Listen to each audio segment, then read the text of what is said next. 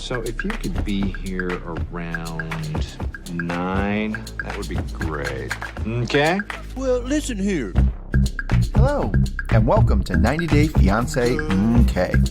I'm Mr. O, and today, Miss H and I are back on opposite coasts, and we'll be discussing Season 8, Episode 8 of 90 Day Fiance. In this episode, Julia finally has it up to here with cute animal poop. Mike's mom shows up to fix some relationships problems. Andrew drowns his sorrow in all-you-can-eat burgers and bottomless margaritas. Stephanie brings a bag of goodies for Ryan in Belize. And Yara deals with some really big news. As always, we'll end with our Students of the Week, class dunces, and life lessons. If you like what you hear, please leave us a 5-star rating and subscribe. And if you also watch Love After Lockup, you should check out our other podcast, Love After Lockup Okay. All right, thanks for listening, stay safe, and enjoy. Hello, Mr. O. Hello, Miss H. How are things with you? Things are going pretty good. I got my first COVID shot, so things are moving along for me. Yeah, Yay. awesome. I know. Welcome to the club. Yeah, everybody else is, I won't say everybody else, but man, like, it's such a mess. It really is. Yeah, it's kind of a mess, I think, even with my parents who are in Yes. an eligible age group. Like, it's to the point where it's almost like Coachella tickets. Like, you know, if you log on at Saturday at 12 o'clock, that's when appointments open for the week. And it's like, my parents aren't used to that. So it's like, they're not getting on right at 12. I talked to my dad, same deal. He was the same way. He was like, the tickets open at 4, and he was like, clicked, and it's like 4:01. It was like all appointments taken. And he was Oh like, my "Gah!" gosh. He was like, he is super frustrated about it. Yeah, okay. Speaking of disappointment, let's get started with Andrew and Amira. So Amira is disappointed that their plans did not work as intended because she would have liked to relax and vacation in their Mexican resort. Instead, she is on her way back to France. Meanwhile, in Mexico, Andrew is pouring one for the homies, but by throwing in a spoon in his breakfast bowl, saying that Amira would really like the food. He also looks longingly out at a bunch of kids playing on the beach and tells us that he wished that were his family with Amira. He resolves to make the most of his time there, so he goes to take a dip in the ocean. Amira is back in France, and her father, Hamdi, is picking her up. Hamdi had been so worried because he hadn't heard from her in 3 days. He wins Father of the Year by immediately saying they need to grab a drink. Hamdi was worried he may never see Amira again. Amira tells him that as soon as she got off the plane, they took her passport and her phone and had her in the back of an immigration detention center within 30 minutes. They also took her watch, so she had no idea what time it was or how long she had been there. When she was on her flight back to Europe, the flight attendant gave her her paperwork from the Mexican immigration that said the reason why she was detained was because she had no passport. Amira thinks that that is so ridiculous, considering in the same envelope they enclosed her passport. Hamdi says he warned her and wished she didn't go, and she says that the reason why she went was to prove her love to Andrew. Hamdi concludes that this is not the right man for Amira. Amira feels like Andrew could have done more to find her in the detention center. She's also hurt that he hasn't tried to contact her since she's been back to Europe, and hopes that he will reach out soon. Amira says she still wants to be with Andrew and tells Hamdi that maybe he will change his mind about Andrew one day. Hamdi says that Andrew is selfish and not a man. Amira feels pressure to get her father's approval. Hamdi tells us that he has had a very bad feeling about Andrew and he doesn't think the relationship is good for her. We continue to see Andrew living it up, as he calls it self-care. We see him riding four-wheelers, getting a massage, eating a big steak. He claims that he needs a little bit of healing, and that's why he decided to stay and indulge. He finally calls Amira. She asks him what he's doing, and he says, he went to a steakhouse, went on a walking tour, was on a boat. And she just looks annoyed that he decided to stay there anyway, having the time of his life all while she was suffering. He doesn't seem to get that his bragging is insensitive. Amira doesn't feel that there's room to open up about her detention center experience since Andrew has prattled on about how awesome his vacation was. Finally, Andrew says that he hopes they can find a way for her to get to the U.S. so they can start the visa. But Amira feels doubtful as she was reading online that the borders will likely stay closed. Andrew reminds her of the timing and says that they will have to try again in another country if they can't get another extension. Amira does not like the idea of going alone to another country just to struggle and suffer like she did on this trip, and she can't believe that Andrew is suggesting it. Amira tells him it's too soon to talk about another harebrained scheme, and Andrew says he was just talking and traveling's not on his mind right now. Amira says it obviously is if he brought it up. She feels like he doesn't see what she's going through. Amira feels like she's being pushed hard, but after talking to her father, she is feeling hesitant. And the harder she's pushed by Andrew, the more she questions his consideration for her. Okay, so do you think that Andrew's bragging is just him being narcissistic, or do you think that he actually doesn't really care for Amira? I think it's him being narcissistic because I mean, yes, and a little bit of both. I think he does care for Amira, but for narcissistic reasons. Like, I don't think he has empathy for Amira. Yes. So it's like, I very much like he likes that Amira is around and we'll listen to him talk and we'll like let him go with his things. Yes, you know what I'm doing.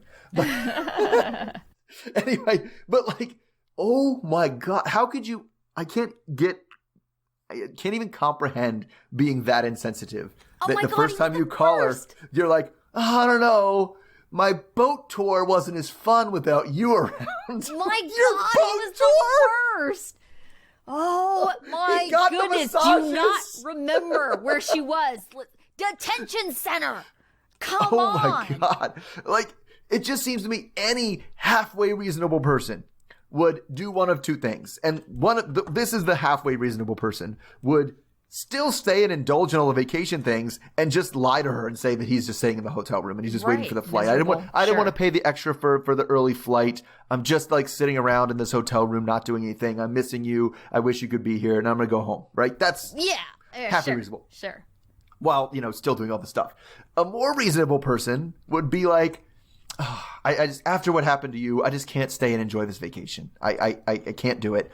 Even if they were fishing for her to be like, no, you paid for it, stay. It's all good. But he needs like her to be the one to tell him he should stay and indulge in the vacation and not just do it because because it was really hard for him to sit there and call somebody in Spanish. Oh my God. Oh, I need self-care. I have been through so much suffering. It's like, have you? He's drinking all the drinks. He's eating that cheeseburger half drunk. Oh my God. This is so hard, Amira's. I'm going to go touch the ocean. Touch the ocean? Who is this guy? The worst. I hate this guy so much. Okay, and let's talk about Amira's reason why she ended up getting put in this detention center. Whatever the real reason was, the fact that this kind of goes back to why is she being treated like a criminal? Right? Why is she having her watch taken away from her?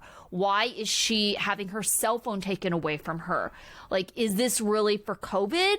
Because it doesn't seem like that at all. Because if it was COVID, I don't see how taking her phone or her watch has anything to do with any kind of quarantine issues or anything like that. But at the same time, we have to remember that this is Mexico. And I've had some experiences in Mexico where it really reminds you that they have some corrupt authority figures there. I was thinking the same thing. It really sounded like she was supposed to bribe somebody and didn't. Right. And that's why they took her watch. Yeah. Like, that's kind of the whole thing went down. It was like either she was supposed to bribe somebody or could have gotten out of it with a bribe. Right. But like there was something that she missed on that they were like, no, take her. Just no. Go get. Yeah.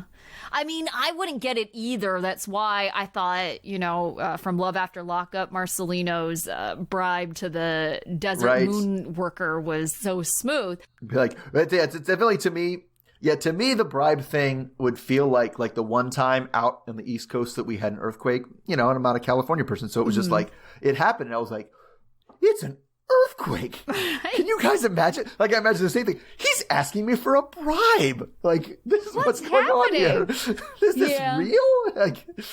But anecdotally, I was going to say that, I have lots of friends that have a story firsthand about how the Mexican authorities are corrupt there. Like, I've heard of situations where, actually the funniest one, and I say funny, is I had a college professor one time that came back and told us that his car in boat had been impounded by the Mexican government and he had to walk across the border because he got sideswiped by the federales, and they blamed the driver of the car even though it wasn't their fault, and it happened to be his friend was driving his truck. And so they detained his friend, and his car and boat was impounded even though it was his. And then it was funny because that was like back when I was in college, so I actually ended up working with him again like in my adult life, and I asked him, I was like, whatever happened to you? And he's like, oh, it's still down there. I was just like, whatever, cultural loss. It's fun. Man, I wish I could call a boat a loss.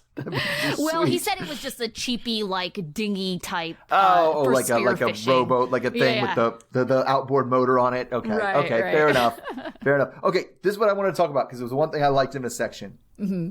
Hamdi's scarf. Okay, very fashionable. I mean, they're Parisian. Come on. Yeah. Oh, yeah. Definitely. If you didn't know this guy was French, you did after you saw his scarf.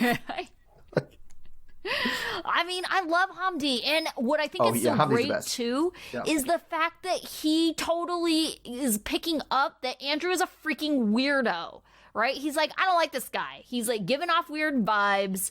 I don't think he's good for you. He's been saying this since day one, and it seems like there's moments where Amira gets it, like, this guy probably isn't as great as he seems, but I don't know. She just seems like she's in it to win it, and it concerns She's me. blind to something. I don't know. It's weird. Yeah, because I definitely think it's one of those things where it's obvious to everyone else that this guy is like garbage. Right, and I don't know. It's so weird. Well, I would say that he's not like obviously garbage. I feel like he's a little on the weird side, and how he's handled this situation has definitely been garbage. No, and definitely he kind of comes across as I'm sure when you first meet him, he comes across as like overly polite, but he's like You could tell he's white-knighting charismatic. Yeah, like, and I could see how like he sounds like, oh, this is a guy who's going to take care of me, but turns into a guy who's like very controlling. Right. But then even still, given after all of this, like if that was what the appeal was, like, oh, this guy's going to take care of me, I would not trust this guy to take care of my pet rock. Yeah, totally. He's going to get a massage instead. Oh my gosh. Oh, all right. Moving along. Let's go to Mike and Natalie, because I was surprised at how much this one moved forward this week, actually. Yes. All right. So anyway, because it's the morning after their big fight, and they've kind of been circling the same fight drain for 2 years almost now at this point, right? Things have calmed down a bit, and Mike has wood to make fire with. Natalie thinks that if she wasn't as hard on Mike, he wouldn't be as hard on her. Oh, God, you just said hard on twice. You know that. I know. Yeah, well, that's what I said. Because I wasn't exactly sure when she said that if she meant, like, she literally meant hard on, because I couldn't tell if she just was saying she needs to put out more. But I wasn't sure. She was like, maybe if I'm softer and more womanly ways, Mike won't be as hard on me. And it's like, I'm not sure what she means there. I don't know. Moving along. They apologize to each other about the blow up from the night before. After they talked it out, Natalie says her choices right now are she can either be right or be married, and she would rather pick married. So anyway, later they're cleaning up and talking about the upcoming visit from Mike's mom.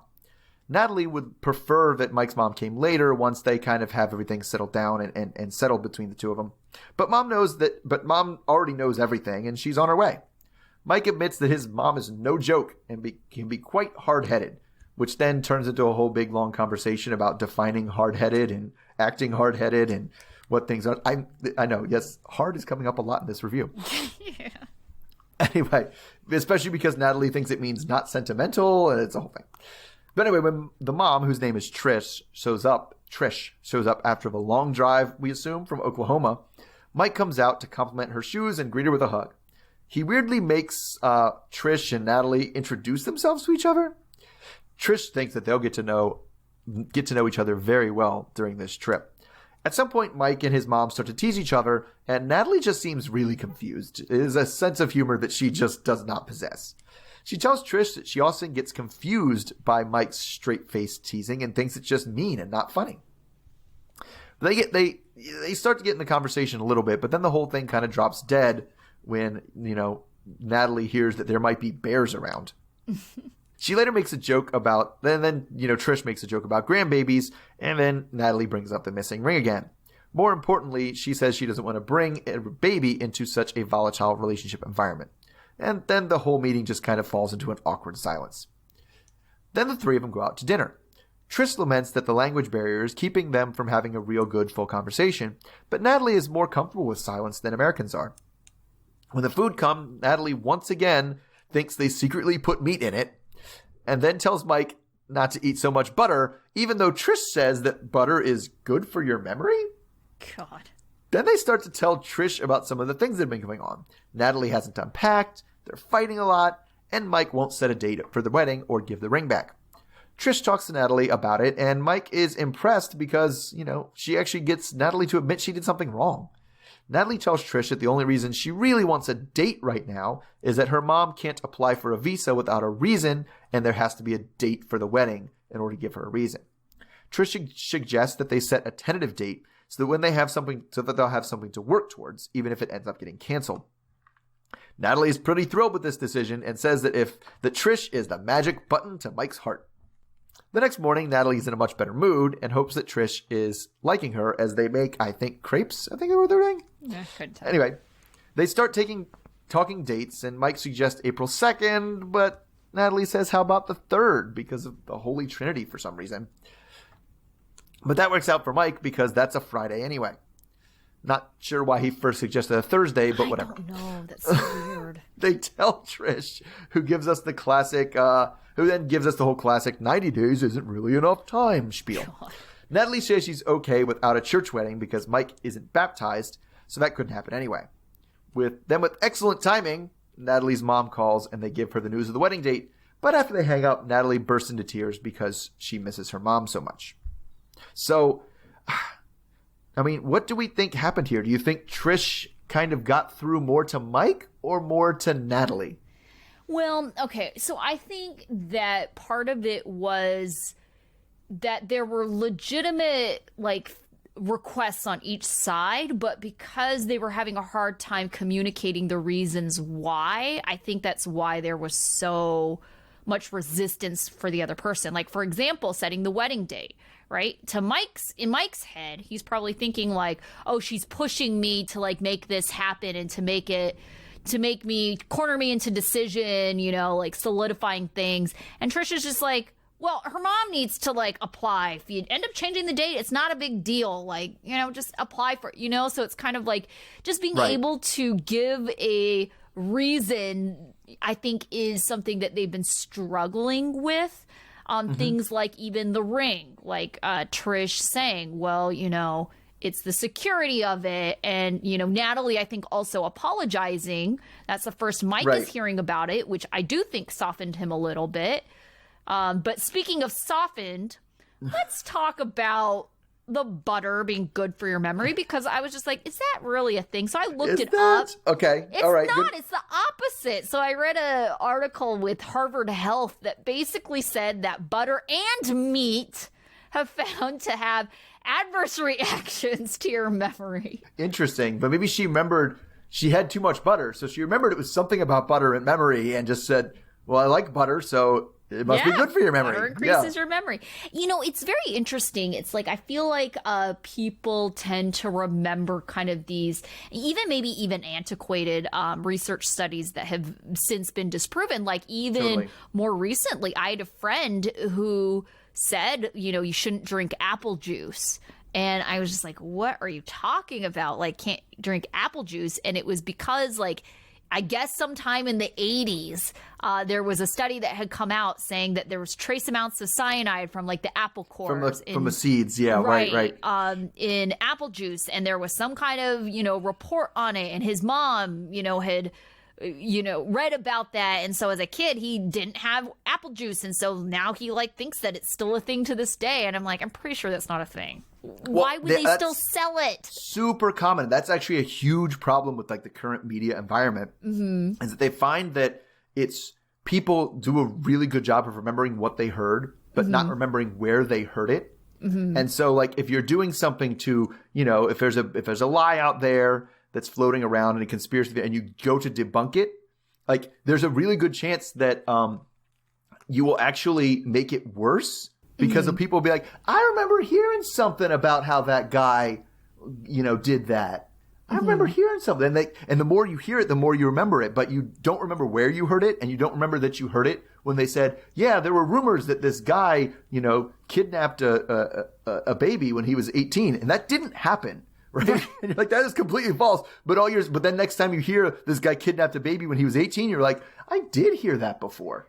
Right. And so it actually is like really hard. And so those are the kind of things that stick around, like butter helps your memory. Yes. So let's be really clear and explicit on this. Butter actually is worse for your memory. Meat is actually worse for your memory. And there is no cyanide in apple juices, perfectly safe to drink. Even though somebody's going to remember, I heard something about cyanide in apple juice. Right. I do like that Trish was here to kind of help mediate and facilitate. I do feel like, kind of going back to your original question, she probably reached Mike a little bit more because and it's not because she came up with anything new. I think just her being there allowed Natalie to kind of be more honest and calm, because I definitely feel like Natalie was on her best behavior. Right? Sure. She cares 100%. what Mike's mom thinks. She's not getting frustrated or upset enough to be able to effectively communicate her feelings. And so I think that just in itself really helped, whether it would be Trish or anyone else that she felt like she should respect. Right. Yeah. Natalie tends to get really stubborn. She's stubborn. Like yes. He said hard-headed. And I don't know why he didn't just say stubborn to demonstrate what that meant. Right. But and she gets more stubborn when she gets more emotional. Yeah. Right. And so definitely that thing where she was being on her best behavior and trying to keep her emotions at bay made her a lot more clear-headed. Right. And I don't know why he decided to read like the dictionary.com definition of hard-headed to her, because that sentimental thing was definitely throwing her off. And I feel like she had less understanding of the word after that. They got it eventually, because eventually she said something like she put her foot down and said, it's my way or the highway. And he was like, yes, that's it. That is it. All right. Let's talk about Yara and Jovi. So Yara goes to the pharmacy to pick up a pregnancy test because she has been feeling sick the last few days. Yara tells us that the doctor told her after her miscarriage that it will be difficult for her to get pregnant again. The pharmacist says good luck in a very sarcastic way, and Yara leaves to take the test. She's very worried because she thinks that Jovi and her have a lot of things to work out. She thinks that this is the worst time to be pregnant because she's not even sure if Jovi is ready to stop his partying ways. We are left in suspense as we are unable to see a close-up of the test, and Yara video calls her friend Lyra. It looks as though that Yara is pregnant. Yara is upset and scared. Lyra offers that it might be wrong. Yara is in disbelief. Yara feels like this baby will isolate her even further, especially since Jovi still has to go away to work. Yara plans on telling Jovi when he comes back in a couple of days. She's unsure what his reaction will be, considering the last night they had together, they got in a fight and she revealed she did not want to have kids right now. It's finally the day Jovi gets back. Yara heads to the airport and the ride is making her feel a little ill. She's very nervous about Jovi's reaction to the news. Yara hopes that his reaction will be better this time, because the first time Jovi was in disbelief and left her when the miscarriage happened. Yara says she missed Jovi, but she's excited to share the news. Of course, Jovi is already drinking a whiskey Coke, even though it's 9 a.m. Yara demands that he ditch the drink. Jovi doesn't see the problem and thinks she's just picking a fight. He reluctantly throws away the cocktail, but not without taking one last, very long sip and telling her to shut up. Yara says that he is starting to remind her of her ex, the one who wouldn't stop partying. All right. Do you think that Jovi has an alcohol problem? Yes, I definitely, I saw, it was the immediate thing I had. I was like, he came down the escalator, which I thought it was an iced coffee at first, because that's how big the cup was. Oh, yeah, it was gigantic. It was a huge cup that he had already drank like 2/3 of. Oh, sure, yeah. Which, I mean, he had to get after he got off the plane. So it's like walking from the gate to there, he drank 2/3 of a Jack and Coke in a giant glass. And it's like, yes, he has to. There's no way you don't have an alcohol problem if you can't be like, nope, the 20-minute ride home, I have to drink before then. Like, that is unacceptable. I'm getting it right now. And I think he parties to cover up his alcoholism. Because it's all right if you're partying. Of course you're drinking when you're partying. Yeah, that was the part I had a problem with. I don't know why this stuck with me, but when I was in high school, I remember this poster that was in the ASB office that was like, signs that you're an alcoholic. And one of the signs was that you drink by yourself. And that was one of the things that really always stuck with me. So I never drink by myself because I'm like, oh my God, if I do, it's like, that's what alcoholics do. And kind of in a weird way, even though you're surrounded by people, like you're essentially drinking by yourself, right? You just got off this flight. Maybe you're even drinking on this flight. Who knows? Yeah. But you're by yourself. Like, it's so odd to me that he's just walking around like 9 a.m. I'm going to drink this like Jack and Coke. Like, I do. I think you have a problem. And especially because he lied to her about it. He said he was, oh, I'm sorry, I'm in the bathroom. I was getting changed. Because she asked him. She was like, where are you? And obviously he was buying this drink. But instead he tells her he was in the bathroom, and then he comes sauntering and then he lies out. And then he lies and says it's a Coke. Yeah, that's true. Yeah. It was just a Coke. And then she said, give it to me, and smelled it, and it was like, this is not a Coke. Like, it's definitely very, very concerning. Because, it's one of those things people often don't think they have a problem. Everybody does this. Everybody drinks like this. Right. Because, yes, when you say drinking alone, it doesn't mean... it's like when I was a kid and I used to think like drinking and driving meant drinking literally anything. Like, you have a water. Oh no. It's like, no, that's not what we mean by drinking and driving, right? Yeah. And drinking alone, a little tiny kid. Yeah. But it doesn't necessarily mean, it's not the same as you have a beer with dinner and a glass of whiskey before bed. Like, that's not drinking alone. It's like, that's enjoying something that you enjoy alone. But it's like when you're compulsively, like, I need to have it now. And he's all the time. How many times he said, I need a drink? Like, yeah, pretty much. Or, what is it with him drinking in the morning? Was what his White Claw was like first thing in the morning too? Right. And so it's like, unless I definitely see him as somebody who can't handle, like, it just seems like he has to be drunk all the time. Like, he's like, I was drunk last night, and I gotta have hair in the dog in the morning, and then I'll get started right after lunch. This time, it's like it definitely speaks to an alcohol problem. But let's talk about this pregnancy test. Okay, so I have suspicions about this pregnancy test. My biggest question is, how long ago did she actually have this miscarriage? Because one of the things is that depending on how long ago you had a miscarriage, you could still have residual pregnancy hormones from that. And if you looked at the pregnancy test, the second line was very faint. Very faint, like to the point where I didn't think it was a second line. Right. I was like, that's one line. Like, that looks like one line to me. And I had to like go back and look at it a lot of times before I could even kind of barely make out the other line. So, I mean, it's possible that it's so early on that's the reason why it was super faint. Or it's also possible that, her miscarriage, like, she's still coming up positive because of those hormones, and so it's like, I can't say for certain that she's actually pregnant. Well, I had done a little bit of research, and apparently there is some other outside evidence that she might be. Out in the real world. Yeah. But yeah, it is very questionable because it was questionable to me because I was like, wait, why is she showing her one line? That's dumb. Like, that's the one line means not pregnant. Like, what brand is that? One line means not pregnant, yes, right? Like, okay, I was looking at all. That's the other thing too is why are you just using one test? Like, I feel like in this day and age, most people have multiple tests. And why not also get the digital one that, like, straight up just says you're pregnant? Not pregnant. Yeah. I still feel like I know it's digital, but I still feel like I would just by luck, you'd have like those weird LCD crystals that are not quite as dark as the other ones. You'd be like, wait, are those on or not?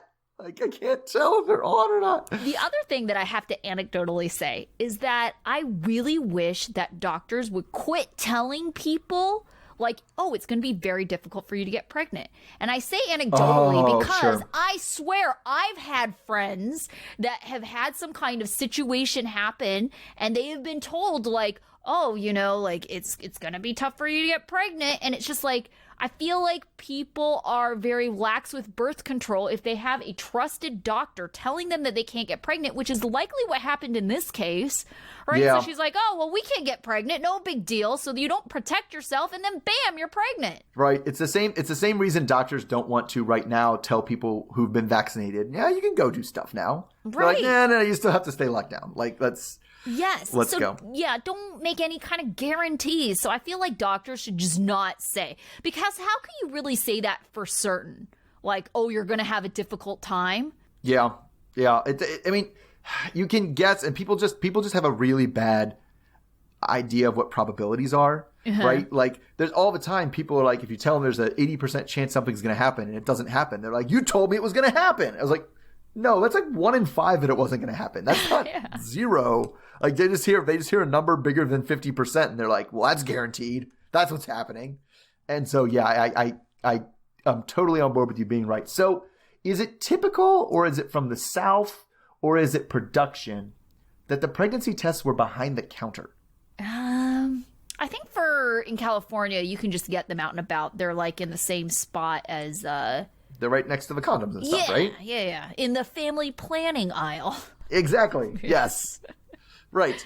But I don't know. I think I also heard the theory that they might keep them behind the counter depending on where you are, because they're one of the more often stolen items. Which I have to say is pretty ridiculous, because my friend was telling me that she just buys the pregnancy tests. I guess you can just get like some cheapy style strips. They're almost like pH strips for like $1 at the dollar store. So she just buys a ton of those, and like they're not really anything. They're like these little strips. You have to supply all your stuff, right? So you supply a cup for the pee, you stick the strip in it or whatever, and it changes color.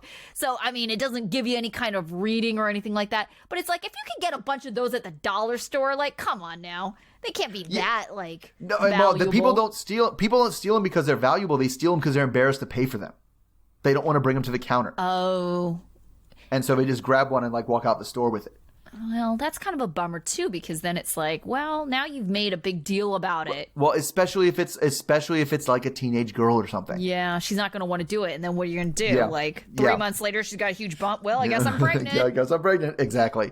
And so it's definitely a lot of loaded stuff like that. Condoms are the same deal. Like, people don't pay for them because they're embarrassed to take them to the counter. Oh my gosh, it is funny how when you're older, like those things kind of like change. That are like, yeah, no. I remember I was so embarrassed to buy feminine products like when I was in college. You know, and it was the first time I had to buy them, because, you know, my mom would always buy them for me when I lived at home. And I remember like asking my college boyfriend to go buy them for me, because I was like, you shouldn't be embarrassed. They're obviously not for you. You know? No, that's worse. No, way worse, because that means somebody has you whipped enough that you're going to buy stuff. Well, he did. I don't think I started buying them for myself until my mid-20s. And then I don't know why. Now it's kind of like, whatever. It happens. It's like everybody poops, you know? Like, yeah, I need toothpaste and toilet paper too. Like, I know what you're doing with that toilet paper. Like, right. You know, like... But it is funny how when you're older, it's like stuff like that doesn't matter. Like now it's like, condoms, whatever, I'll get them. Yeah, right. Yeah. Whatever, yeah, you could think about me using them, but like, what does that do anyone? You know, it's like, whatever. Yeah, like, all right. Yeah. And then you realize you're not the only one buying this stuff. So I think it would be very time consuming for the people to like have to imagine every person who buys a condom.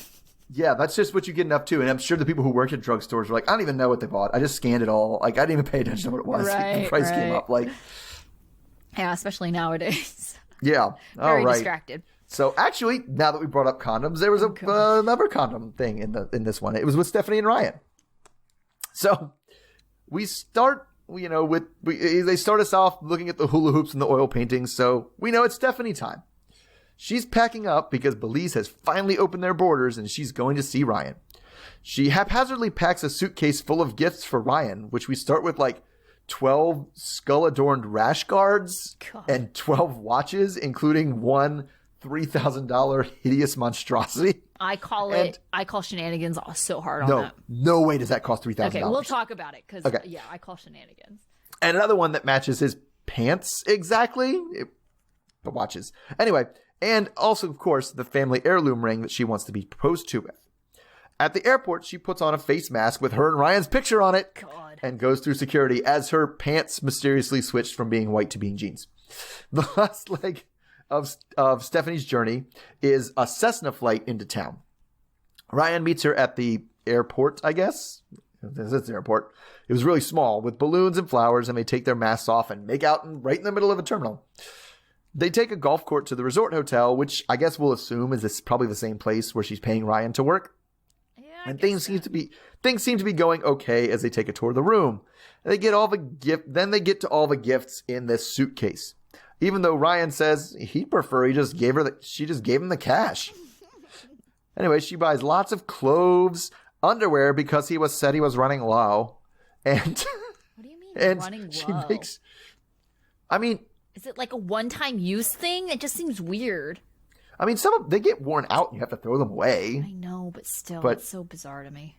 Or maybe he's leaving them at all his girlfriend's houses Yeah, and then that's never going what to get I was back. thinking. There you go. Anyway, and she makes sure he's set, with all of with everything he needs. You're set. You don't need anything else. It was very creepily motherish. Yes. She agreed. also got him some glow-in-the-dark condoms, which brings up a discussion of his stamina. Oh, God. Then things get more serious because Stephanie says they really only get along about 30% of the time. So they really have to decide if they're still going to go through with this 90-day thing. She asks him about texting other women and then asks him to unlock the phone right now so she can look through it. He complies, and she scrolls a pretty long way down before asking, "Who is Kayla FC?" And then he has to explain to her who all the female relatives on his chat are, because she was a cousin. Stephanie feels better and thinks this can be the beginning of a fresh start. So now it's time for their night out, and Stephanie puts on a dress made apparently of tassels from some grandmother's curtains. But at least Ryan is into it, or at least is good enough at faking it. Ryan is just in a plain shirt, shorts, and a skull pattern do-rag. They end up at a private table and they start talking about the phone. She was surprised when he let her unlock it, but then asks if he suspected she would ask for it.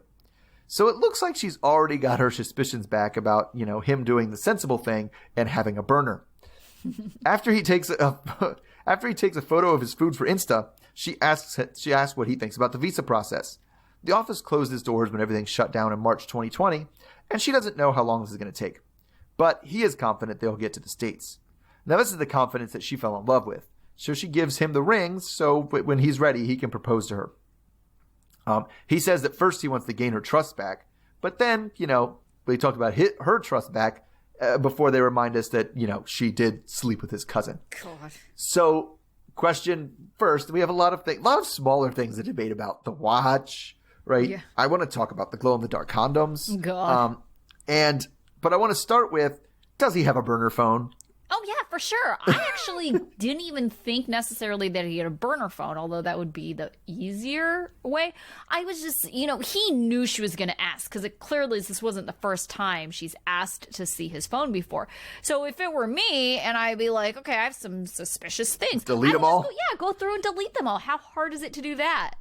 Yeah, I lean towards burner because, you wouldn't want somebody to, I guess you could temporarily block everybody too, because you wouldn't want her going through the phone and have somebody's new message pop up, blowing you right? up. Yeah, you wouldn't want that. It'd definitely be easier to separate the two having a burner phone for sure. Right. So it's just all the stuff. Let's go to the watch. That she said was $3,000, but was the size of a wall clock on his wrist. Okay, this is why I called shenanigans on it. You're trying to tell us that those are super expensive watches, and then did you see how she packed them so these watches didn't come in any kind of case or box? That seems really suspicious. So you're just going to throw them in your suitcase all willy-nilly and I wouldn't do that at all. It seems like they could get really roughed up in there, scratched. Yeah, exactly. So that's why I call shenanigans on it. Good point. I called shenanigans because I know enough about watches that I know generally... in general, there's two kinds of watches that tend to be that expensive. Mm-hmm. One they tend to be smaller as they get more expensive, right? Sure. Because that means the interior parts and the movements are smaller. Mm-hmm. Or they tend to be really blinged out. with jewelry all over it. That didn't have either of them. That looked like a freaking monstrous, like, Invictus fake thing that you buy. Well, and I mean, let's be real here in the whole spectrum of watches. Like, even though $3,000 seems like an absurd amount to spend on a piece of jewelry, that's a moderately priced watch. Yeah, like a real nice watch. Like if you're going to your top end, Rolexes are like $5,000 or $6,000. $5 to like 15,000. But like a Patek or an Audemars Piguet, those are 10 to 20,000. Yeah. Like, so it's not even 3,000 isn't even that high end of a watch. No, that's just like an Omega Speedmaster. That's a pretty not standard watch. But it's a nice watch. Yeah. It's definitely a nice watch. I'm not saying that, but yeah, I just the fact that you threw it around in your suitcase like that, and then she was like telling him like, oh, be really, really careful with this watch. It was $3,000. It's like you just had it in your suitcase all just jangling around there. That is fair. I can't imagine having, because it had like the tag like on it still. Yeah. Like you buy a Rolex or something, you get it in a Rolex nice box. Ass box. A like nice a big box. one too. It comes in like Rolexes come in like a cigar like size box. Yes, agreed. And then even nicer ones are crazy because they come with boxes that when you open them, the watch like rotates and like reveals itself and stuff. Like it's pretty cool. Right. So yeah, I super call shenanigans on the authenticity of those watches. All right, next. What do you want to talk about next? Don't things that are glow in the dark have to be exposed to the light? Yes. Before they glow? Yes. So what is the point of a glow in the dark condom? It's in the package. Let's also like get back to like glow in the dark. Where are they supposed to be? Nowhere where light's supposed to be shining. That's what I'm saying. Who cares if they're glow in the dark? Yeah, like it's like they're in the package and then they're out of the package for like a couple seconds before they're back somewhere where it's dark again. Yeah, like they're not. That makes no sense to me. I don't get it at all. I think you'd be better with like flavored condoms. Sure. Yeah, like different textured colors. Condoms. Yeah, like if you, there's other fun things that make a lot more sense in a condom than glow in the dark. I don't know. Maybe like to do it in the dark / light. Then it's not glowing because it needs to be exposed. Like, who are you like exposing it to hours of light so that when you turn the lights off, it doesn't. Who knows? I don't know how this works. I'm very confused. Okay, let's talk about her mask. Very Rebecca and Zied of them. Very Rebecca and Zied, yes. Okay, that mask is a shitty mask, right? Like, let's forget about the pattern on it. It like wasn't tight at all. It like barely was hanging off the tip of her nose. It seemed open everywhere. Yeah, so I'm a big fan. I like, we've talked about masks. I like the mask. I don't like the ones that have too big of a nose point. Yeah. That come down too low on your cheek because that nose point never stays where it's supposed to be. Sure. Like the ones that kind of come up and have that shape. And I like the ones that have I got to get the metal thing to shape it around my nose. Oh, yeah. Right. But yes, it was a very budget mask. I mean, I'm not even sure. That was the one I'm like, is that even 2 layers? Bandana. It was borderline like, let's just put a bandana on my face and let's cut it so it's the shape of a mask. Maybe. And considering everything else she has is so expensive. Well, so she says. I'm starting to get suspicious. The Maserati is expensive. Oh, yeah, the Maserati. Like can't fake that. You can't fake the Maserati. Right? And I bet that stupid cat painting was way more than it cost. Oh, God, like, I wouldn't even say it's right? nice as much as it's expensive. No, exactly. I agree with you there.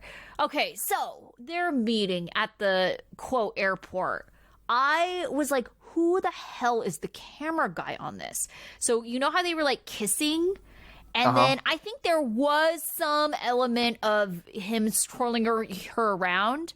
But even more so than that, the camera was like, they always overhead. do that. That's a standard 90 Day Fiance thing. Oh my God, I was getting motion sick. But the problem was, usually they have it set up. I think usually they can set it up where they have either a steady cam or a thing, or they can set up the shot beforehand with like a boom cam, and they can like do it smooth. But they're in this piddly ass airport that they can't set that things up in, so the guy's like trying to climb over chairs trying to get this shot, but they always do that spinning shot when they kiss. Always. And like how it was, I was like, I'm getting really motion sick. They really need to stop that. Okay. Yeah. Let's see. Oh, okay. Every time Stephanie gets in an interview, she always has to refer to Ryan as her 27-year-old fiance. My 27-year-old fiance. Yeah. But that's the same thing that Rebecca did last season. Oh my she gosh. was on. Like, and I think it's production. Like, but it's one of those things where you have to learn to not give them what they want. Yeah, like that. You're like, stop saying my 27-year-old fiance Brian, because like that seems to be the most salient thing about him. When you say it like that, like, what do you like about him? I like that a 27-year-old likes me. That's what I like. Oh, goodness. Okay, so they are considered engaged, even though he hasn't officially proposed. And I get that, like, in this day and age, engagements, look a little bit different. Mm-hmm. So now she wants an actual real proposal. So she gives him this ring. I would be kind of concerned that he would, like, peace out, or they get in an argument, and now he has your ring, the ring. Yeah. And now you have no ring. And this clearly has sentimental meaning for her because it's her mom's ring. Yeah. So it's like, I don't know, she should trust him with that. I don't know. But I mean, but I also get where she's coming from too, in that if you think about it, just one step beyond that, if you can't trust him with this ring, why do you want to get married to him? And that's true. Right? And so, I mean, the answer that logically should be, you shouldn't want to get married to him. This relationship is terrible. You don't trust each other. Run away. But, she does. And so it's like, if I want to marry him, how can I not trust him with this ring? Well, that 30% super concerns me. You only get along 30%. That's not even half the time. That is an unacceptably low, like, that like a passing grade is double that, right? You have to get double that to get a D. Oh my gosh. So terrible. All right, speaking of terrible, let's talk Brandon and Julia. Julia is scowling as she feeds the sheep. She tells us that she feels like the farm is straight from a movie. The kinds where the same things keep happening and it's so boring. She hates working on the farm. It's difficult and she smells. She takes her frustration out on the chickens as she yells at them to shut up. She's had enough and needs to distress, so she video calls her dad. She shows him how dirty her face is and how she looks like a pig. Her dad tells her that she needs to get out of there as soon as possible because there are too many cooks in the kitchen. Julia tells him that she is sick and tired of cleaning animal poop. Her dad says that as the head of their new family, Brandon needs to resolve this. Julia agrees and feels frustrated that Brandon isn't taking care of her or standing up to his parents. Julia says she will have a talk with Brandon that night, and if she doesn't see change, she will be coming home. Her dad tells her to tell him to man up. Julia is getting suspicious about Brandon's timeline for moving out because he keeps saying soon, and problems keep coming up. Julia goes back to her room after talking with her dad and calls Brandon. Julia says that she's tried to live there. She's tired of working, she's tired of sneaking around, and she's tired of feeling uncomfortable in the home. She tells Brandon that she hates it there and, this place specifically. Brandon is confused where this is coming from.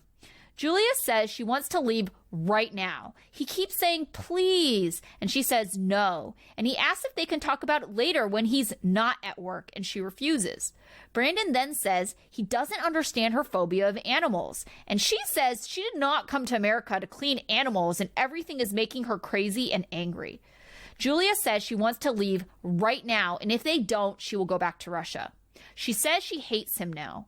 Brandon then says he doesn't see what's so wrong with taking care of cute animals, which infuriates Julia, and she keeps repeating that she hates him and then hangs up on him. Brandon tells us that he's trying really hard to make her happy and that the effort is in vain. He doesn't think she realizes how lucky they are to live there for free, while he can save money for their future. Brandon goes to talk to Julia, and she repeats that she hates this place and she doesn't think he really wants to get married to her because she's not comfortable and she's left alone. Julia says they have a new problem every day, but he's not fixing anything. He says that he's trying, but Julia asks how. Brandon repeats that it's just temporary and she just needs to hang in there, and Julia says that she's tried. Brandon doesn't think hard enough that she's been trying, and he thinks that life is actually pretty easy. Julia just kind of looks at him in disbelief and says, he just doesn't understand. Brandon repeats from the conversation before that he doesn't see the problem with taking care of cute animals and more people would be into it. And Julia counters, well, then marry more people. Julia tells us that she is having a hard time adapting because there are too many changes at once. She tells him that he needs to fix this problem now. Either they leave together or she leaves alone. Brandon tells her that he's frustrated that she's so quick to give up. Julia says that she's given up her life, so he should make sacrifices too. Brandon says it's hard to hear, but says he's going to fix this for them. He says he will tell his parents that they will be leaving, and he says he will be the man she wants him to be so he doesn't lose her. She tearfully hugs him. She thinks this is a huge step, and she's excited about picking a new apartment or house and starting a new life together. Brandon thinks that this is a huge financial risk, and he worries that his relationship with his parents also won't be the same. Brandon doesn't want to lose Julia, so he's willing to risk it. All right. So, Brandon seems to think that this is a pretty sweet deal. And, whatever woman he's with gets to hang out with the cute animals. Do you think a lot of women would really be okay with this arrangement? And then what about it do you think they would be most upset about? Yes, I was so mad when he said the cute animal thing again. Yeah. But they're cute animals. And first of all, because that nightmare pig that she has to feed is not cute, right? No, it's super ugly. And the chickens clearly hate her. The chickens hate her. And no matter how cute an animal is, their shit is not cute. No. And it stinks. And you're cleaning that up. It Yep. stinks. And it's uncomfortable. And she's cold because they can't even get her a full-size sweatshirt. She's wearing a crop top the whole time. Like, God. he just, it's his refusal to hear what she's saying. He always listens to her and then tells her what she thinks she wants to hear, but he will not hear what she's saying. He's like, you shouldn't be afraid of animals. She's like, I'm not afraid of the animals. I hate doing this shit. I've tried doing it. It's been a while. I don't like doing it. I'm not going to like doing it. We need to fix this. And he's like, but they're so cute. Like, he just always goes to this.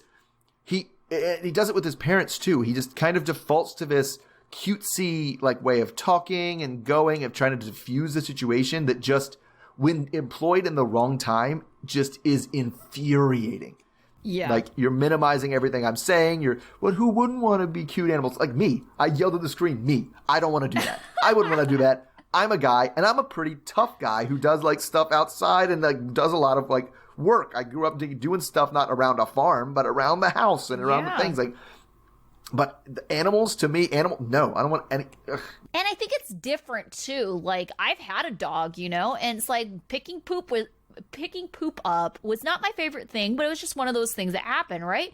But I think it's much different when you have a bond with an animal that you're taking care of, as opposed to, a bazillion animals, and not really a bazillion, but you have to take care of all those animals and all their poop. I'd be super resentful too. Wouldn't you be it's the same thing too, is okay, you had your dog, you loved your dog, right? And so you, not happily, but it's part of the job, sure. Part of the job, right? You wouldn't, if you got a roommate, say, oh, I need you to contribute. You're picking up the dog poop now. Yeah. The roommate would be no, that's not my dog. No. Your dog. That's your dog. But you wanted to live here, so you also get to pick up after the dog. Yeah, it's no, because, and that's the other thing too, is it would almost be another thing if this was a profitable farm. Right. It's it seems ridiculous that they're making her contribute to their side hustle. Yeah. No, absolutely. And I would be super resentful. This is slave labor. Yes. The only reason you let me live here is, and I don't know what they were doing before she moved in, because before she moved in, they had that lady who showed her at the beginning, Aspen, they were probably paying her. Yeah. So they're getting, so pay Julia then. We pay her in room and board. I don't know. It's just, and then Brandon is just infuriating because he just refuses to listen to her. And he's just it's easy. It's not even hard. And I know, the fact that he says stuff like that, I'm you're not helping the situation. Oh my gosh, I hate you right now. Right. It's and the same with the morning. They just don't listen to what she says. They just think, everybody thinks the same thing I think. And if you think different, you're just being difficult. So you said it was hard to get up in the morning? Pff, no, it's not. You said you don't like feeding the animals? Of course you do. It's not even that big of a deal. I wonder how much of this she knew she was getting into. Right. Did he tell her from the very beginning, hey, listen, we're going to be living on my parents' farm, and the expectation is you're going to be helping out? Or did he just tell her, oh, we're going to be living with my parents for a little while until we can save up to get our own place? Because those are two very different things. Yeah, two very different things. scenarios. Because I mean, the farm work goes by. There's a ton of work that isn't even that hard. Everybody has their chores that you're like, I hate that chore. Mm-hmm. It's not hard, right? But it's like, I just hate doing it. Mine is probably doing the dishes. Oh, mine is too. I just don't like doing it. I'm not a fan I don't of the like dishes. it. It's not hard. It's not no, like, especially because we use dishwashers. yes, but it's just like, that's the one where I'm like, oh, there's dishes in the sink, and I just hate. And I know other people are like, it's folding clothes. I don't even mind folding clothes. Mine is that much. also folding clothes. There's two things I hate. And the problem with me with the dishes, it would be so much easier if my dishwasher magically like put everything away. Because that's the problem with the dirty dishes, is because it's like my dishwasher always has like clean dishes in. So I got to put it away before I can put the dirty ones in. Same thing with laundry. It's like, I hate folding my clothes. It's putting things away that maybe is really the root of but what I don't it's like. not any harder than the things you don't mind doing as much, right? It's not any harder than the vacuuming or the dusting or, whatever other chores you have to do. It's just there's some ones that you don't like. And he just refuses to appreciate that. It's like, yes, cleaning up after animals is hell to me. I hate doing it. I've been doing it. It's not going to get better. So it's just infuriating that he won't listen to her. Yeah. I think some people may just have like more sensitive to the smells and stuff too. Oh, that's absolutely true. Yeah. Absolutely true. And it's definitely somebody who's grown up on a farm is just used to those smells, right? Similar to the way somebody who grows up in the city is used to the noise. That's true. Right? Every time I've seen somebody move into a city from the country, they're like, oh my God, it's so loud all the time. How can you deal with this? And you're just like, it's just what it is. My goodness. All right. So I feel like we've adequately ranted enough about their situation. Right. All right. So what about your student of the week? I went with Trish. Okay. Like, Trish was just a good mediator. We kind of expected, part of it was a pleasant surprise because I kind of expected her to be totally in the bag for Mike. And she really wasn't. Like, she was a very effective mediator. Although she definitely was like foreshadowing. She was like, kind of like, you have to figure out how to do this when I'm not here. Yeah. Like telling you exactly how you should work this problem out. Yeah, definitely. So my student of the week, I went with Julia because I thought that for the most part, she did a good job of communicating exactly what she wanted, set expectations and boundaries, and followed through so far what we know with everything. Yeah, and she's great because she also has the funniest lines She really that does. come up when she was like, I don't want to go sneaky room. When she starts ranting, it's just genuinely funny. It really is. Yeah, she is. All right, what about your dunce? My dunce was Brandon. Yeah. Like, everything he did was just, he's always, there to, and it's a bad foreshadowing now because he's always a pleaser, right? He's always just, he's going to say whatever is going to make the person across from him be pleased. I right? know. I'm worried that this move isn't really going to happen. Yes. And so I think because it's going to go and he's going to talk to his parents and then they're going to have a different opinion and he's going to be like, well, and he's not going to be able to decide who he's going to be able to anger more because the way he's handled it so far, somebody's going to be mad. Sure. So we've already seen this on the preview of him trying to sit down and have a conversation with his parents and his mom just like sobbing about this whole thing. So I'm sure we'll talk about it next week, but I really feel like Julia should be involved in this conversation because they're supposed to be making this decision together. And I think maybe Betty would be a little bit more restrained and not trying to emotionally manipulate him. Totally. Yeah. Yeah. I mean, I don't see it. I just see him just, going with the win. And at the end of the day, he tried to stand up. I feel like at the end of the day, if he's going to stand up to somebody, he's probably going to stand up to Julia and do what his parents want. I just see that more likely how it ends. Right. So my dunce is Jovi. I mean, come on, like lying about, drinking that early in the morning, but the most annoying part to me was at the very end when he finally gets around to throwing his drink away, and then he tells her to shut up randomly. It's oh man, because. And especially the way they led into it, because it makes you feel so bad for Yara, because they kind of led into it and are being like, yeah, we've had our troubles, but I really missed him, and I have his exciting news I want to tell him, and he just shows up and is a total dick. Yeah. Like, and it's like, oh, right, all the bad things. Oh, yeah, right. You're terrible. We forgot Oh, yeah, about you're terrible. that. Uh-huh. All right, what about your life lesson? All right, so you have to consider, and this goes, I guess, towards Andrew, even though he's him. He's way far gone. Mm-hmm. You know, you got to consider who it is you're talking to when you say things, right? Unless you know somebody like really well, you know, don't talk to people fatter than you are about how much you need to diet, right? Don't talk to people poorer than you are, how broke you are. Now, like I said, if you know people really well and you have that dynamic with each other already, and it's, you know, an previously established relationship, yes, I'm not saying like you can't have friends that are fatter than you and you can never say anything about your body ever, right? But like, you have to keep it in mind, and you definitely can't talk about how your exclusive vacation is so sad to somebody who was literally in jail. Yes. Like, what is wrong with you? Oh my gosh. Yeah. All right. So my life lesson is for Brandon specifically. And you kind of had touched on this when we were talking about it. When you're arguing with your partner, don't diminish or minimize their feelings about something. Not only is it unproductive, it's really hurtful. You know, like, no, it's not a big deal. It's easy. She's like, I think this is really hard. Oh, no, it's easy. It's like, how is that productive? Yes, it's just, there's nothing that, it's not going to advance the conversation. No. It's not going to get anybody to just be like, what do you think? They're going to be like, oh, yeah, when you say that, right. it actually is easy. Yeah. Oh, my gosh, idiot.